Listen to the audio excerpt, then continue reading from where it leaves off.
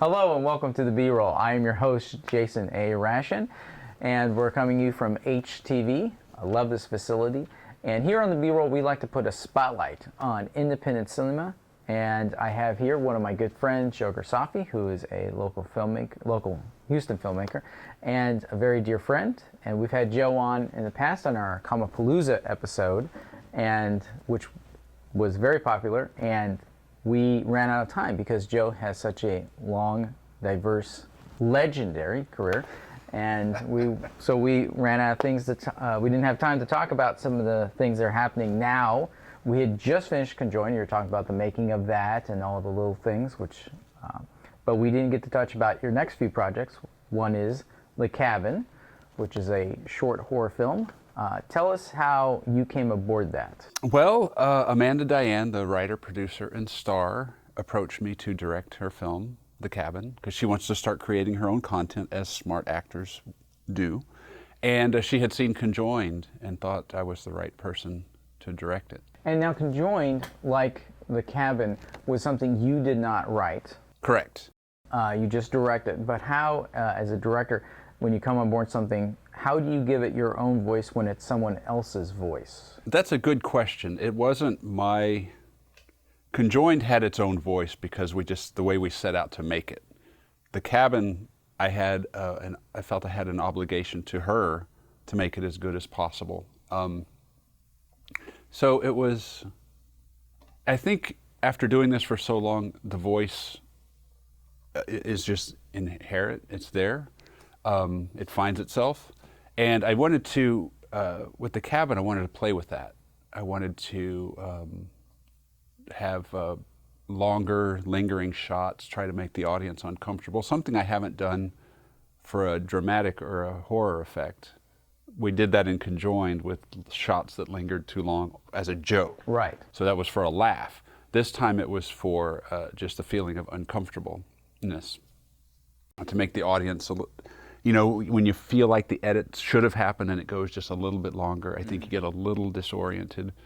I wanted to play with that with The Cabin and try to find that voice, if that is a voice, because I hadn't tried that before.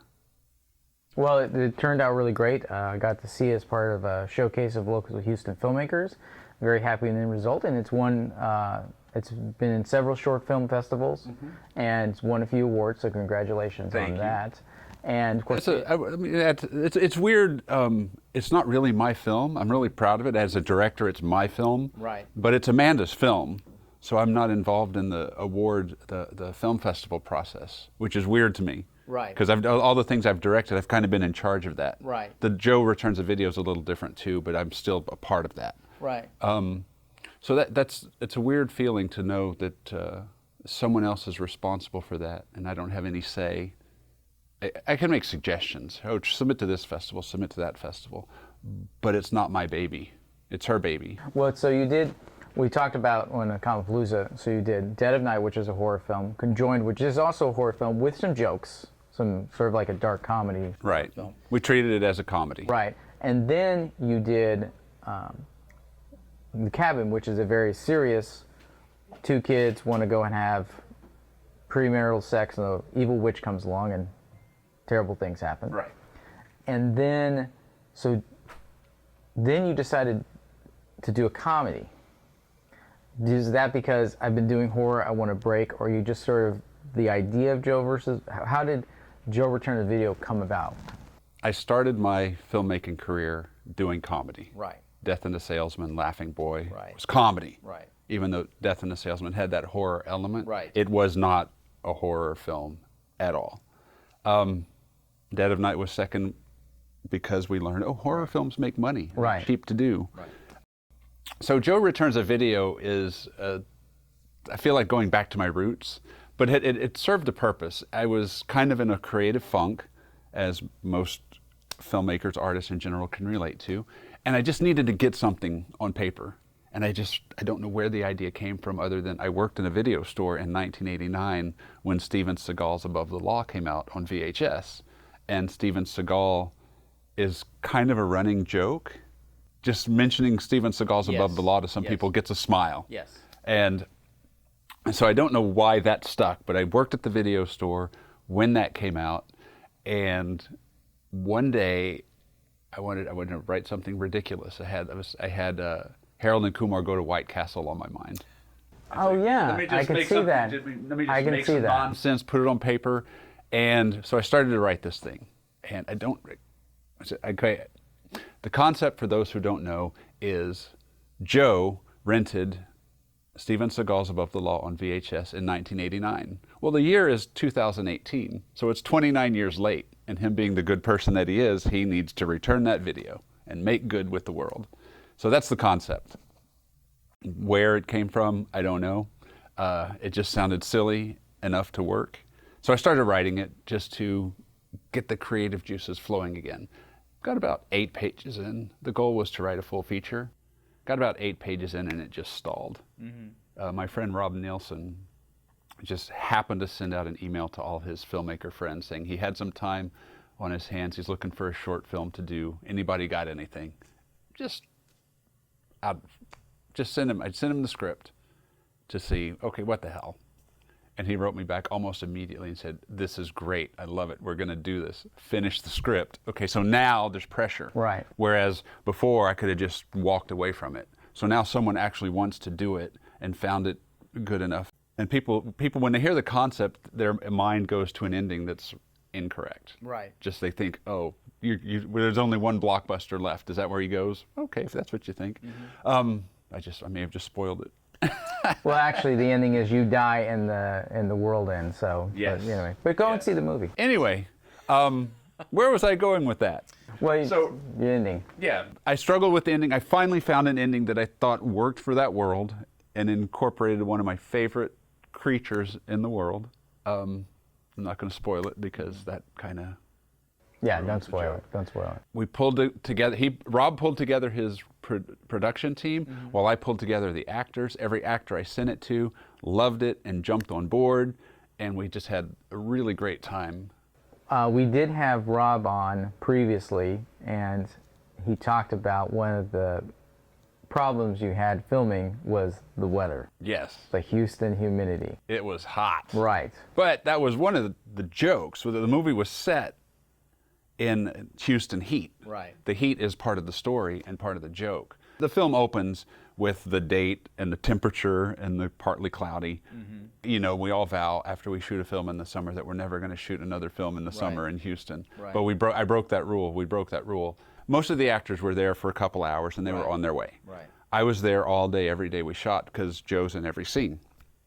I feel weird talking. And by yourselves in the third person, yeah. That's the character's name. So I bought 2 outfits, 2 matching outfits. Right. When I felt like I was starting to sweat, I'd take a break and I'd go change clothes into the same thing and we'd keep shooting while the other dried off. That's why we were shot in 95-degree weather and you never see me sweating. Right, and when it's 95 here, it's actually 105. Yeah. Well, that's really spoiling it, but your outfit, because this is on the poster too, you're wearing a traditional Blockbuster uniform. That was just a coincidence. It was a coincidence? Yeah. Okay. I was, Deborah had bought, the wardrobe woman, Deborah Nowinski, had bought an outfit, and I was at Target and said, oh, how about this? Send her a picture, just a blue shirt. So it may have been subconscious. Right. But that was unintentional. One thing I was curious about is there's a reoccurring theme in the film about what a nice man Joe is. And I was wondering, because I've taken a few screenplay courses, and there's a rule about if you want to make a character likable, you have people say that. Yeah. Was that the idea behind that? No, I just thought it was funny to be repetitive. You're absolutely right, though. You know, there's a couple things we say a number of times, and some will say you shouldn't do that. But for comedic effect, like we say Steven Seagal's Above the Law, I think 11 times. You say it a lot. 12 minutes. It could be a drinking game. Yeah. Every time they say the name of the movie and every time they talk about what a nice person Joe is. Well, actually, Joe's the one that says everyone's nice. That's right. Mrs. Watson. What a nice couple. Principal Harrison. What a nice man. No matter what's wrong in the world, everything's wonderful. But we tried to create a world where nothing is wrong. These people are, what's normal to them is really weird, but it's perfectly normal and nothing's wrong in this world. I saw it at the Literally Short Film Festival, which was a lot of fun. I think it was It was a pretty full, and audience, a lot of laughters. Yeah, I think it was standing room only. Yes, I believe it was. It was the last segment of the film festival, so people didn't need to be there. Right. I would have thought we wouldn't have had that many people, but it was standing room only. And we won the audience award. That's right, you did. Which to me is one of the most important awards, because that means the people liked it. Hello, I'm Jason A. Ration, host of The B-Roll. And the B-Roll, we like to put a spotlight on independent film. And I love independent films. And I love watching them, I like talking about them, I like arguing about them, because I usually am right and the person I'm talking to is wrong. And if you want to see really great independent films, Houston is honestly a great destination for that. So how do you start? One place that I like to talk about is Rice Cinema at Rice University. It was at this place that I got to see the classics like Vertigo, The Third Man, Blue Velvet. Some of these films I had seen before on VHS on my parents' 25-inch television, but I got to see these on the big screen.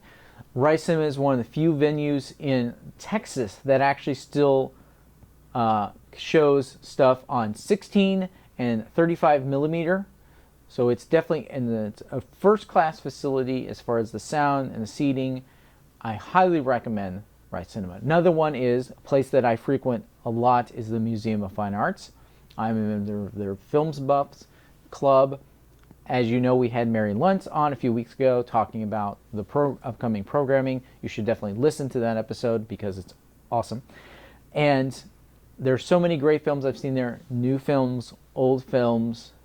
It is a first class, and like Rice, they're one of the few venues in Texas that actually show stuff on 16 millimeter.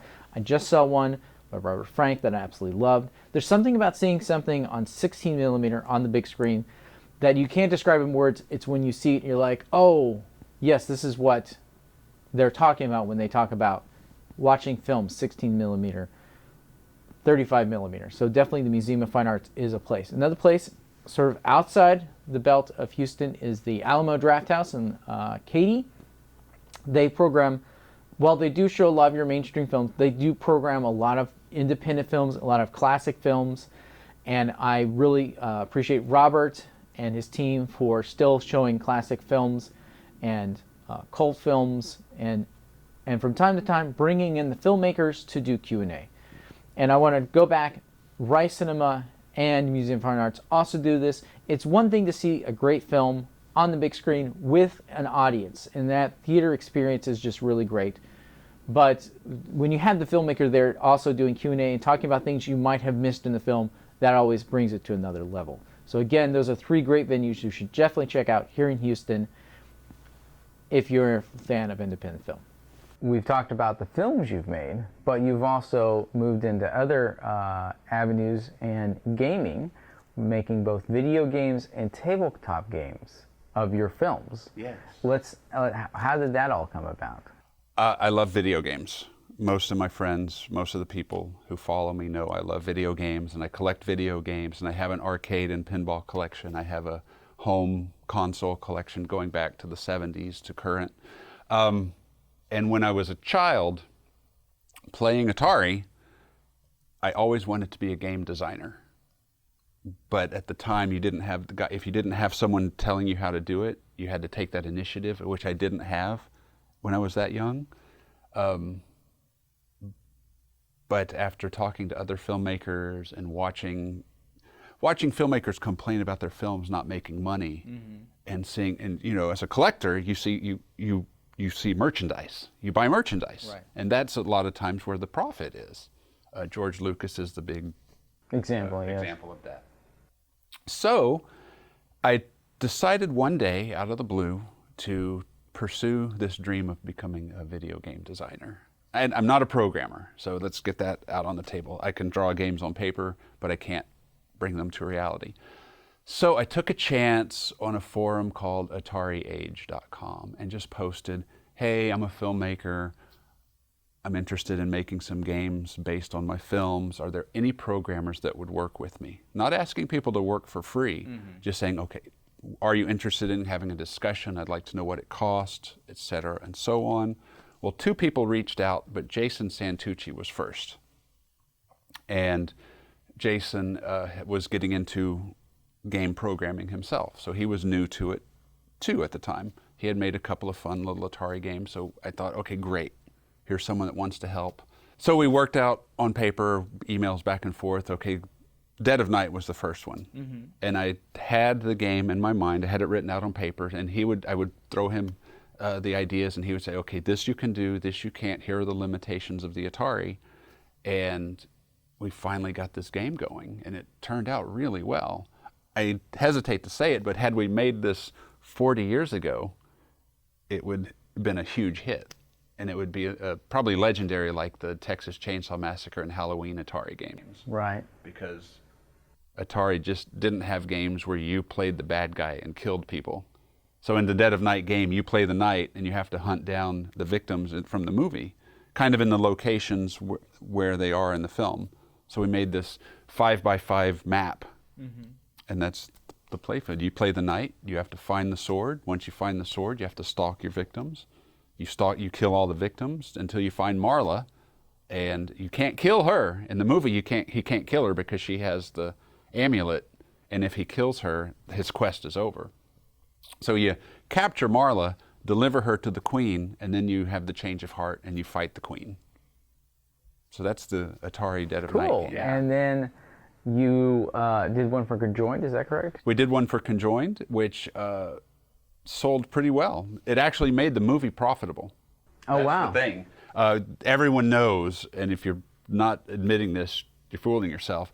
A lot of these independent films don't make a lot of money. Right. They rarely make their money back. But the merchandising helped Conjoined become profitable. So the Atari video game for Conjoined got me my money back for the game and the film. So now every dollar that Conjoined makes is profit, and the cast gets to share in that. And what's the goal of the Conjoined video game? Stanley falls in love with Alina on the web and proposes marriage, and when she comes to meet him, she has a conjoined twin. Right. So the idea of the game is you're playing Stanley. In each level, there are solid hearts, which Alina is throwing to you, and there's broken hearts and daggers that Elisa is throwing at you. So you got to collect enough hearts to advance to the next screen. In each level, you get enough hearts, then that surgical item appears. You grab the surgical item, you advance to the next screen, you get all 4 surgical items, and you go to the operation. And you use the items in order to cut them apart. Right. Cool. Yeah. Very cool. And then in addition to Atari games, you're also tabletop games.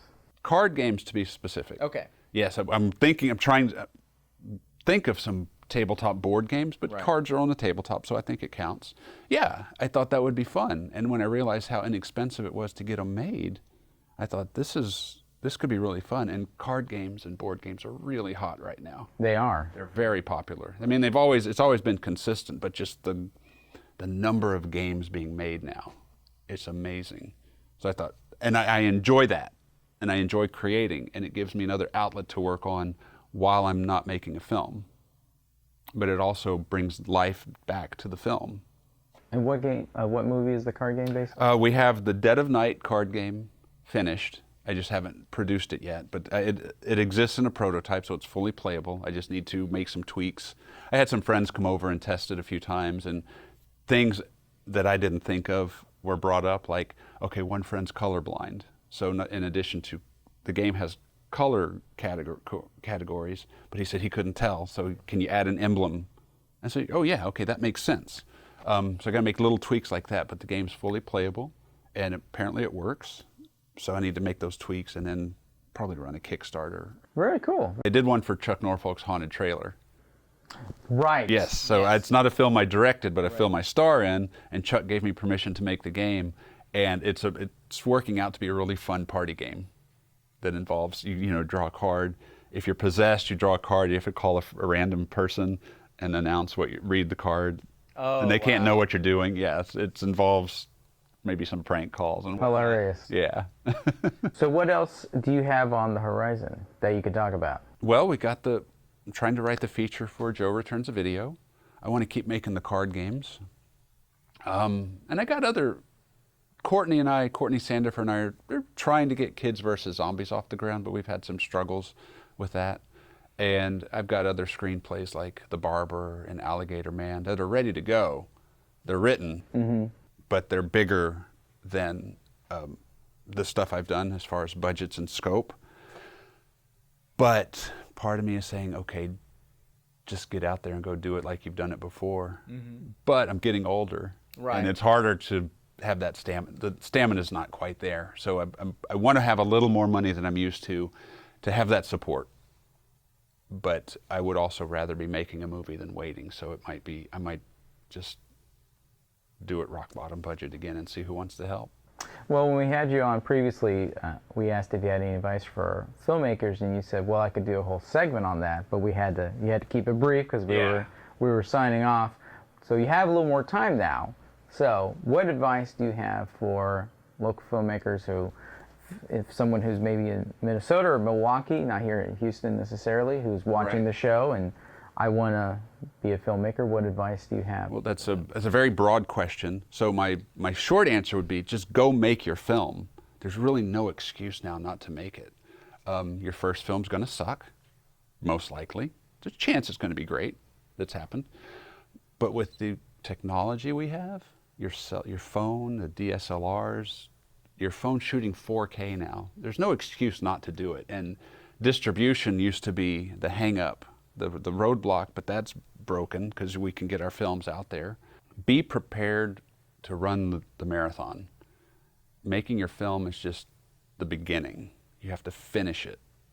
You have to get in front of people. Finishing your film is not enough. If you don't pay people, make sure you finish that film and make sure you get it out there to the public. And there's no excuse now for not doing that because Amazon Prime lets anyone upload. They might kick it back after quality control checks it out, but Amazon lets you put your films up there. Even YouTube.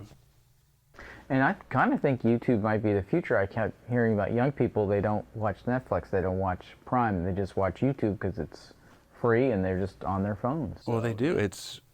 You can find your audience on YouTube. Right. My most profitable, now I don't make a lot of money on YouTube, make very little, if any now, because they changed their whole setup. But my most popular and profitable video on YouTube was me opening a box of Lego minifigures. Cool. It's a brave new world. So that's the brief version, but what other tips would you give filmmakers?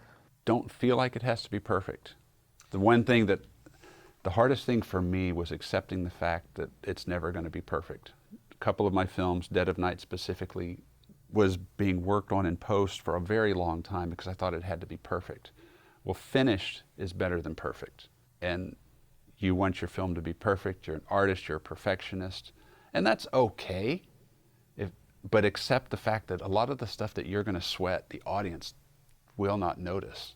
I mean, if it's glaring, sure. But the stuff that bothered me about Dead of Night, like some green screen stuff that you could kind of see a little green left, no one has ever brought that up. And there's an audio glitch in the party scene where you hear the same laugh over and over again because we looped the background and didn't notice it on the system I edited on. But once it was mixed and shown in a good system, you can hear that laugh. It's like, that's going to drive me crazy. But the audience, no one has ever brought that up in a critique of the film. Right. So let that kind of stuff go if it's making your film delayed. Exception of one film, I've shot all my films here in Houston, in the Houston area. And you have shot, I believe, all your stuff, Laughing Boy, Dead of Night, all shot in the Houston area. What do you think are some of the benefits of shooting in Houston versus other cities? Well, the benefits for me are that I live here. I've been here all my life. So I know everybody. I know the community. But the big benefits are, like, we don't have to have permits. We have to have permission, but we don't have to have permits to shoot in a lot of places. And it's not a jaded film town. So if you approach a small business, for example, they're probably going to be excited to have you there. A lot of the films I've shot involve small businesses, Magic Carpet Golf on the seawall in Galveston, an antique store, a thrift store, clothing stores, this type of thing. They're excited to have you there in most cases. Whereas, LA or Atlanta or a hot film city, they know the value of it, and the big films will pay a lot of money to use locations, and the little films get left out because they can't afford that. So Houston has that. It's not a jaded film city. The police departments will work with you. We filmed in Galveston a scene that involved cops with guns out in public.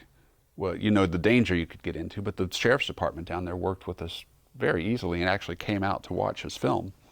So those are some of the benefits. It's the location, getting locations like that is a big benefit.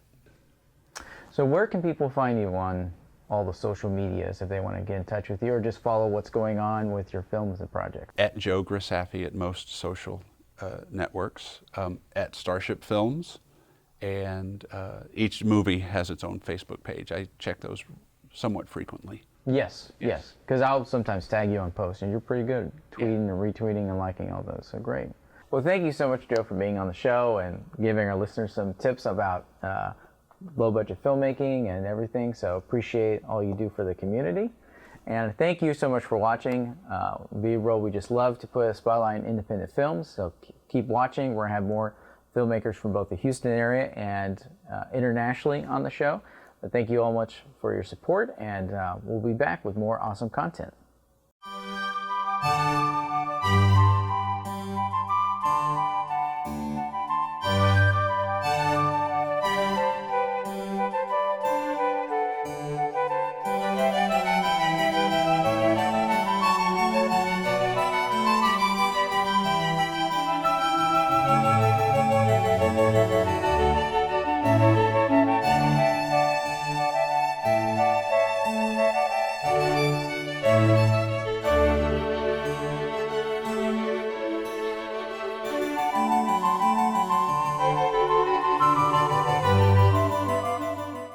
Hello, I'm Jason A. Ration. I'm host of the B-Roll. And on the B-Roll, we like to put a spotlight on independent film. And a lot of people ask me, I want to get into film, I don't know where to start. And I say, well, you're in luck, because Houston really is a great hub for independent film. If you're trying to find, you can't do it by yourself. There's a myth. You can't do films all by yourself. You need a crew, you need a team. You need to find your tribe, as they would say. Some great places to start as go to First Thursdays, which is the first Thursday of every month, at Cafe Brazil. And my friend Alfred Cervantes with the Houston Film Commission will show a series of short films. Sometimes they Skype in the filmmaker. Sometimes they actually have the filmmaker there talking. And it's a great way to network with other aspiring filmmakers. Also, Alfred is, as I said, with the Houston Film Commission. And the Houston Film Commission is a great destination for finding the location you're looking for your film. Regardless if you're doing a film set in the past, set in the future, the Houston Film Commission can help you find that. They have a huge database of places in Houston to look for. So that is definitely a great first step, is that. Another one is volunteering at various film festivals in Houston. The ones I would recommend volunteer for is the Houston Cinema Arts Festival, Q-Fest Houston, and Real Abilities Houston are three I really love. Another one that the role was recently at was the Literally Short Film Festival. And all those need volunteers. And if you think that volunteering at a film festival is beneath you, I have a name for you, Barry Jenkins. If you don't know who Barry Jenkins is, shame on you, because he directed A Beagle Street Could Talk and Moonlight. He is an Academy Award winner. So he got his start volunteering at various film festivals and worked his way up to actually working them and then making Moonlight and winning an Oscar. So that is another great way to network in Houston and getting to know like-minded filmmakers. Another tip I would say is go out and watch movies and learn as much as you can, going to Rice Media Center, going to the Museum of Fine Arts, and the Alamo Draft House, among others, to watch films. Cafe Brazil often will show feature-length films and documentaries. So that's a good way to go and meet people and finding your tribe. Also, another way is Southwest Alternate Media Project Swamp does workshops teaching you the fundamentals of making films. The Women in Film and Television is another great organization that helps learn that. So seek those out, find your tribe, and go make your movie.